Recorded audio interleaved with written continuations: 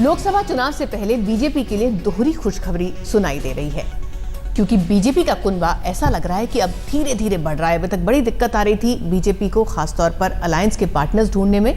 मोदी को लेकर, उनकी छवि को लेकर दिक्कतें आ रही थी, लेकिन अब जबकि बहुत सारे सर्वेज ये बात कह रहे हैं कि एक बेहतर पोजीशन में बीजेपी हो सकती है इस बार के चुनावों में, तो कई पार्टियां हाथ थामने के लिए तैयार नजर आ रही हैं। ये खबर पक्की मानी जा रही है कि बिहार में बीजेपी के साथ लोक जनशक्ति पार्टी गठजोड़ करने ही वाली है। वहीं जस्टिस पार्टी के अध्यक्ष उदित राज भी बीजेपी में शामिल हो चुके हैं। माना जा रहा है कि उदित राज के शामिल होने से बीजेपी के वोट बैंक में दलितों की हिस्सेदारी बढ़ सकती है। हालांकि जहां तक रामविलास पासवान की पार्टी के साथ गठबंधन की बात है, आधिकारिक तौर पर कोई खुलासा नहीं किया गया है, लेकिन सूत्र यही बता रहे हैं कि ये गठबंधन बिल्कुल पक्का हो चुका है, बातचीत हो चुकी है और बस एक औपचारिक मोहर भर लगने की देरी रह गई है।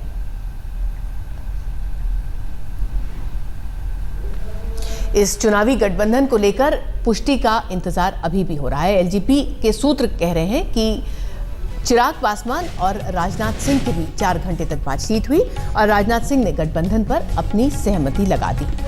सूत्रों की माने तो राजनाथ सिंह ने इसकी जानकारी नरेंद्र मोदी को भी दे दी है।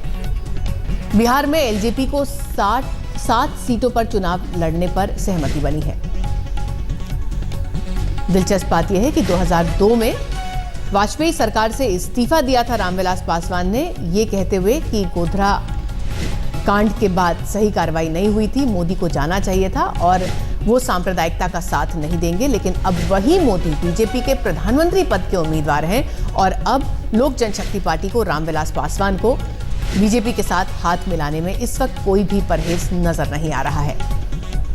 जो खबरें आ रही हैं उसके मुताबिक जमुई से चिराग पासवान, रामविलास पासवान के बेटे, चुनाव लड़ सकते हैं और रामविलास पासवान को हाजीपुर से चुनाव लड़ने की बात कही जा रही है।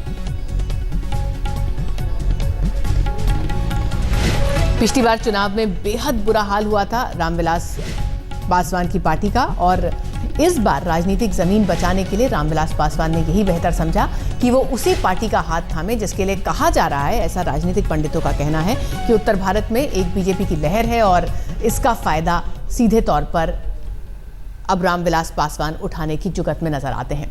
उनके बेटे चिराग पासवान फिलहाल इस गठबंधन की बात पर कुछ खुलकर राय तो नहीं दे रहे हैं, लेकिन मोदी की जमकर तारीफ कर रहे हैं, जिससे कि ये बिल्कुल साफ हो जाता है कि अब दिल बदल चुका है, मन बदल चुका है और नया गठबंधन बिल्कुल रचे जाने के लिए तैयार है। चिराग पासवान से हमारे संवाददाता अमिताभ सिन्हा ने खास बातचीत की। आइए देखते हैं चिराग ने क्या क्या कहा, क्या क्या संकेत दिए आगे के गठबंधन को लेकर। हमारे साथ है लोक जनशक्ति पार्टी संसदीय बोर्ड के अध्यक्ष चिराग पासवान। चिराग जी, क्या लोक जनशक्ति पार्टी बीजेपी की नजदीकियां बढ़ गई हैं? नहीं, ऐसा कुछ भी नहीं है कि नज़दीकियां बढ़ गई हैं, बल्कि हम लोग जो एग्जिस्टिंग गठबंधन है, हम लोग चाहते थे कि उस पर जल्द से जल्द चीज़ें मेटेरियलाइज हो जाएं, बट क्योंकि वो नहीं हो पा रही हैं तो पार्टी के लीडर्स में कुछ डिस्ट्रेस ज़रूर है और यही वजह है कि अब पार्लियामेंट्री बोर्ड की बैठक होने वाली है 1-2 दिन में, जिसमें कि अब निर्णय लिया जाएगा कि पार्टी की आगे की रणनीति क्या होगी। आरजेडी आपको ज़्यादा सीटें देने को तैयार नहीं थी जितनी आप मांग रहे थे। देखिए, ऐसा नहीं है कि वो ज़्यादा सीटें देने को तैयार नहीं थी, बट बहुत और भी जब आप एक गठबंधन में होते हैं, आपके वैचारिक मतभेद भी हो सकते हैं, आपके मुद्दों को लेके कुछ इश्यूज हो सकते हैं, तो ये बहुत ऐसी बातें थी जिसपे कि इस गठबंधन में अभी तक कोई क्लैरिटी नहीं आ पा रही है और यही वजह है कि अब पार्टी आगे की रणनीति तैयार करने के लिए बैठक रख रही है। नरेंद्र मोदी को लेकर रामविलास पासवान जी ने एनडीए छोड़ा था जी, क्या नरेंद्र मोदी के साथ मंजूर है आपको? नरेंद्र मोदी को लेकर थोड़ा रुख बदला है? देखिए, we'll cross the bridge when it comes. अभी इस बारे में कोई भी चर्चा करने का कोई मतलब नहीं है, बट हकीकत यही है कि अब मोदी जी के ऊपर दंगों के दाग हैं या नहीं है, ये कोई चर्चा का विषय नहीं है। जब न्यायालय से ही, जब एसआईटी की तरफ से जब उन्हें क्लीन चिट मिल गई है, तो अब इन बातों पर चर्चा करने का कोई मतलब नहीं है। बीजेपी नेताओं से बातचीत, मुलाकात का दौर आखिरी चरण में? आखिरी चरण में तो तब होगा जब शुरुआती चरण में जाएगा, तो अभी जैसा मैंने कहा कि इन बातों पर कोई चर्चा नहीं हो रही है। एक गठबंधन की उम्मीद करें हम लोग, नए गठबंधन की, लोक जनशक्ति पार्टी की? पार्लियामेंट्री बोर्ड की बैठक के बाद जो निर्णय लिया जाएगा उसके बाद इन बातों पे सोच विचार होगा। तो कम से कम गठबंधन की बात तो चिराग पासवान नहीं मान रहे, लेकिन इतना तो साफ है कि नरेंद्र मोदी के प्रति रुख में नरमी दिखा रही है, कुछ न कुछ पकने वाला है। कैमरामैन अशोक बनोद के साथ अमिताभ सिन्हा, दिल्ली आज तक।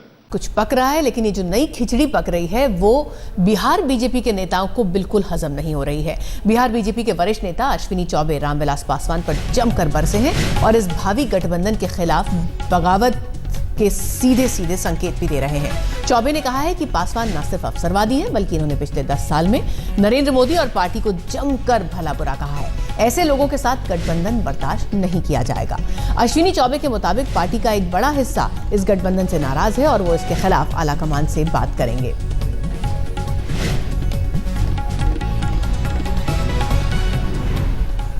अश्विनी चौबे से हमारे संवाददाता कुमार अभिषेक ने बातचीत की। पहले सुन लेते हैं कि क्या क्या परहेज हैं इस गठबंधन को लेकर अश्विनी चौबे को। एक तरफ बिहार में बीजेपी को नए साझीदार मिल रहे हैं, वहीं दूसरी तरफ बीजेपी के भीतर ही असंतोष का स्वर फूट रहा है। हमारे साथ इस वक्त बीजेपी के सीनियर नेता अश्विनी चौबे हैं। अश्विनी जी, रामविलास पासवान ने अब एक तरीके से एनडीए का रुख कर लिया है, उपेंद्र कुशवाहा हिस्सा बन गए हैं। आपकी क्या नाराजगी है रामविलास पासवान से? देखिए, मेरी किसी व्यक्ति से कोई नाराजगी नहीं है और मैं हर व्यक्ति को प्रेम करता हूं, किसी से मेरा कोई नाराजगी नहीं है। गठबंधन से नाराजगी है, लेकिन ऐसे सिद्धांतहीन लोग, ऐसे अवसरवादी नेता, ऐसे अवसरवादी राजनीतिक दल जिसके साथ आज गठबंधन की खबर कल से छप रही है, लोजपा और ये तमाम लोग, आज भारतीय जनता पार्टी को कोई गठबंधन की आवश्यकता नहीं थी। और हमने कोर कमेटी में भी ये चर्चा किया था। कोर कमेटी में इस बात की कोई चर्चा नहीं हुई थी, लेकिन अचानक मैं देख रहा हूँ ये लहर कल से जो मैं देख रहा हूँ, ये दुर्भाग्यपूर्ण है।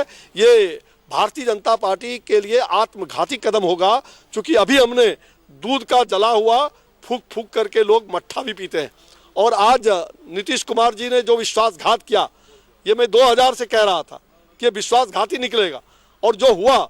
और मैं फिर कह रहा हूँ, जो एक वोट के लिए माननीय अटल जी की सरकार इनके कारण गिरी थी, आज वो भरपेट गाली सांप्रदायिकता और नरेंद्र मोदी जी को अछूत कहने वाले 3.5 साल पहले जब मैंने सूरत की धरती पर कहा कि नरेंद्र मोदी इस देश के भाग्य विधाता हो सकते हैं, तो हमारे सहयोगी दल और तमाम इन लोगों ने मुझसे रिजिग्नेशन के लिए पेशकश की थी हमारे नेताओं से। तो आपको लगता नहीं कि बिना नरेंद्र मोदी से पूछे इन लोगों ने गठबंधन किया? आपको लगता है? मुझे लगता है कि अब ये पता नहीं मुझे कि गठबंधन किया है नहीं किया है। मैं समाचार पत्रों में देखा हूँ, मुझे कोई सही जानकारी नहीं मिली है। मैं बात कर रहा हूँ, मैंने नेताओं को अगर ये गठबंधन होता है तो आप किस हद तक जाएंगे? मैं दिल्ली जा रहा हूं, मैं बात करूंगा। और गठबंधन किसी हालत में, इस प्रकार के गठबंधन धर्मनिरपेक्ष का चेहरा पर्दा मतलब चादर ओढ़े, धर्मनिरपेक्ष का जो मुखौटा पहन करके ये तमाम लोजपा और ये तमाम नेता आज नरेंद्र मोदी से प्यार हो गया, लेकिन आप भाजपा से प्यार हो गया। लेकिन ये लोग विश्वासघात करेंगे।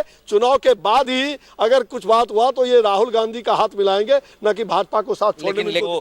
ये थे अश्विनी चौबे, साफ तौर पर अपनी नाराजगी दिखाते हुए पार्टी के खिलाफ, इस बात पर कि गठबंधन इनके मुताबिक माकूल नहीं है रामविलास पासवान के साथ। कैमरामैन नदीम आलम के साथ कुमार अभिषेक, पटना आज तक। इस पूरे घटनाक्रम पर इस वक्त 2 संवाददाता हमारे साथ जुड़ रहे हैं। दिल्ली से हमारे साथ हैं हमारे सहयोगी अमिताभ सिन्हा और पटना से कुमार अभिषेक हमारे साथ अब जुड़ चुके हैं। हम सीधे पहले रुख करेंगे अमिताभ सिन्हा का। अमिताभ, बात बिल्कुल सही है, जिस तरह की बातें रामविलास पासवान अभी तक मोदी के लिए कहते आए हैं। इस्तीफा दे दिया था उन्होंने, छोड़ के चले गए थे, सांप्रदायिकता का इल्जाम लगा रहे थे, और अब कहते हैं, अब चिराग से आपने बातचीत की तो उन्होंने कहा कि ये दंगे या फिर ये जो सांप्रदायिकता वाली चीज थी तो कोई अब इशू ही नहीं बचा है। कैसे समझाएंगे वोटरों को कि 10 साल से जो विरोध कर रहे थे वो अचानक इतने प्रेम में कैसे तब्दील हो गया? देखिए रितुल, एक चीज तो साफ है कि राजनीति में कोई स्थायी दोस्त भी नहीं होता, स्थायी दुश्मन भी नहीं होता, और 10 साल बड़ा लंबा अरसा होता है पासवान को बदलने के लिए, क्योंकि काफी झटके लग चुके हैं। बिहार में उनकी राजनीति भी काफी सिमटती जा रही है और लालू प्रसाद यादव भी उनकी हैसियत के हिसाब से उनको सीट देने को तैयार थे। हो सकता है यहीं पे वैचारिक मतभेद उभरे और कांग्रेस आरजेडी से अलग होने का उन्होंने फैसला कर लिया हो। शायद बीजेपी की भी अपनी राजनीति यहाँ पर रितुल, इसमें 2 चीजें साफ हैं। एक तो नरेंद्र मोदी को यह दिखाना है कि उनका कुनबा बढ़ रहा है। लोक जनशक्ति पार्टी जो अपने आपको सेक्युलर बताती है, उसके आने से बीजेपी को, मोदी को फायदा हो सकता है। दूसरी बात, एक वोट बैंक होता है, Dalit vote bank. BJP urban vote bank की पार्टी मानी जाती है।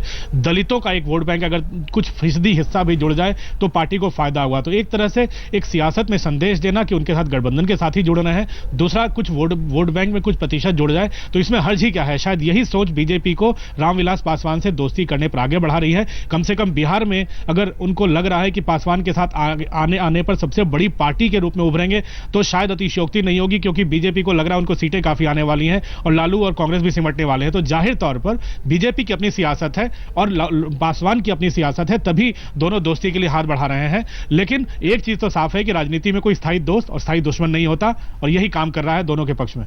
जी, और रामविलास पासवान ने से चरितार्थ भी करके दिखा दिया अगर औपचारिक घोषणा हो जाती है कि वाकई न पक्के दोस्त न पक्के दुश्मन। लेकिन कुमार अभिषेक, अगर आपसे मैं ये पूछूं कि बिहार के जहां तक बीजेपी के नेताओं की बात है, देखिए उनको अभी तक ये लग रहा था कि लालू बहुत सिमट कर रह गए हैं, दूसरी तरफ नीतीश की हालत भी बहुत ज्यादा कुछ अच्छी नहीं है, एंटी इनकम्बेंसी का असर लोकसभा चुनावों में भी दिखेगा। शायद बीजेपी नेता ये सोच रहे थे कि अपने दम पर इस बार वो बहुत अच्छा कर लेंगे और इसीलिए उनको किसी बाहर वाले का इस तरह से आके हाथ मिलाना, वो भी वो शख्स जो लगातार विरोध में रहा हो 10 साल से, ठीक नहीं लग रहा है।